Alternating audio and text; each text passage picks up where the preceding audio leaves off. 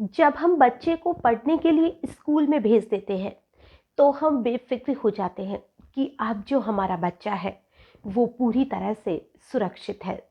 लेकिन उसी स्कूल के टीचर जब फीस न जमा कराने के कारण बच्चे को ही सेफ्टी टैंक में डाल दे तो फिर आखिर में माता पिता कैसे अपने बच्चे को स्कूल भेजेंगे और कैसे एक बच्चे का भविष्य बन पाएगा। आज की जो घटना है वाकई में बहुत ही ज़्यादा शर्मनाक घटना है, बहुत ही ज़्यादा चिंताजनक घटना है। नमस्कार, आदाब, सत श्री अकाल। मैं हूं नंदिनी यादव। आज की जो घटना है, इस घटना की शुरुआत होती है बिहार के पटना में। एक थाना लगता है दीघा थाना, और वहीं पर एक स्कूल है टीनी टॉट अकेडमी। और इसी स्कूल में काफ़ी बच्चे पढ़ते हैं। स्कूल को भी एक नामी स्कूल माना जाता है। बहुत से नामी घरों के बच्चे इस स्कूल में पढ़ने के लिए आते हैं। और इसी स्कूल में एक मासूम सा 4 साल का बच्चा पढ़ता था जिसका नाम था आयुष। जो आयुष था वो रोज की तरह सुबह 7 बजे अपने घर से स्कूल के लिए निकलता है और वो अपनी माँ से कहता है कि माँ, आज स्कूल बस में मुझे दादी बिठा कर आएगी। और जो उसकी दादी और दादा थे, बड़े अरमानों के साथ, बड़े ही प्यार से, बड़े ही प्रेम से अपने मासूम से बच्चे को लेकर स्कूल की बस में बिठाते हैं और वहाँ से बेफिक्र होकर अपने घर लौट आते हैं कि उनका बच्चा है वो 3 बजे फिर से घर लौट आएगा। लेकिन उस दिन 3 बजे उनका बच्चा जो है वो घर नहीं लौटा। और जब वो घर नहीं आता है तो उसकी जो माँ थी वो बहुत परेशान हो जाती है। वो अपनी सास से कहती है और अपने पति से भी कहती है। जो उसका पति था वो एक फैक्ट्री में, स्टील फैक्ट्री में नौकरी किया करता था। जब बच्चा नहीं मिल रहा था तो उसका पति भी जल्दी से घर आता है। उसका पति, उसके पति का भाई, सभी लोग मिलकर, पूरा परिवार मिलकर उस मासूम से बच्चे को ढूंढ रहे थे। लेकिन आयुष कहीं नहीं मिल रहा था। वो लोग स्कूल जाते हैं तो स्कूल के जो प्रिंसिपल थे वो कहती है कि आज जो बच्चा था वो स्कूल आया ही नहीं। तो फिर वो बस का जो ड्राइवर था उसके पास जाते हैं कि हमने बच्चे को स्कूल की बस में तुम्हारे सामने बिठाया था, तो वो बच्चा कहाँ है? हमें हमारा बच्चा वापस ला कर दो, हमें बताओ वो कहाँ है। ड्राइवर के ऊपर बहुत दबाव डाला जाता है और ड्राइवर को कहा जाता है अगर तुमने बच्चे के बारे में नहीं बताया तो तुम्हें पुलिस के हवाले कर दिया जाता है। ड्राइवर डर जाता है तो ड्राइवर कहता है कि एक बार आप स्कूल जाइए, वहाँ के सीसीटीवी कैमरे लगे हुए हैं वो चेक कीजिए। मैंने बच्चे को स्कूल छोड़ा था लेकिन वो लौट कर मेरे साथ नहीं आया। उसके घर वाले जो थे आयुष के, वो ऐसे ही करते हैं।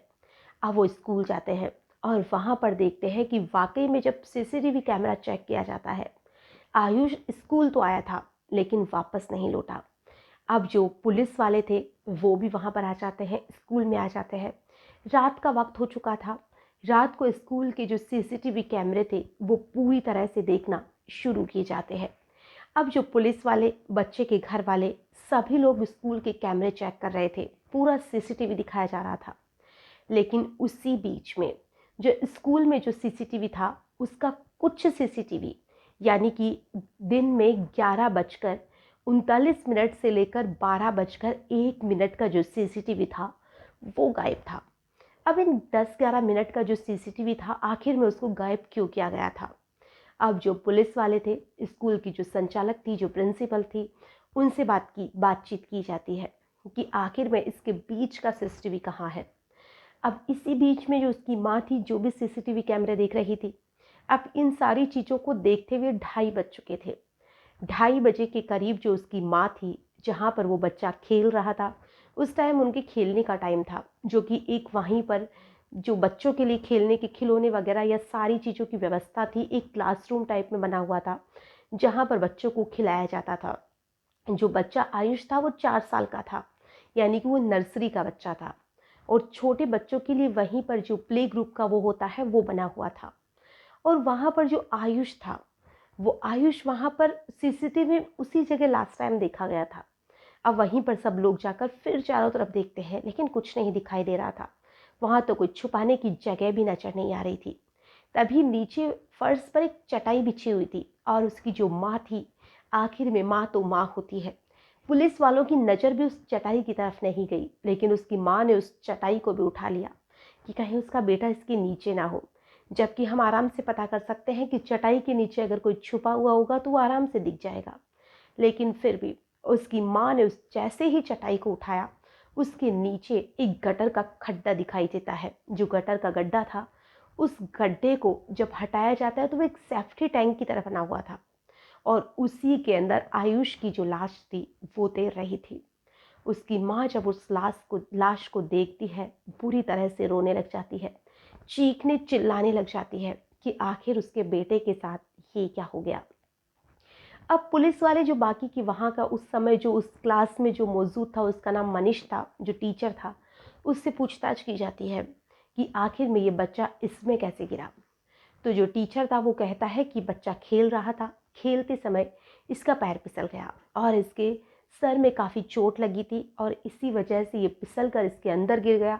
हम लोग डर गए थे क्योंकि खून बहुत ज़्यादा बह गया था कि बच्चे को कुछ हो गया तो हम क्या जवाब देंगे।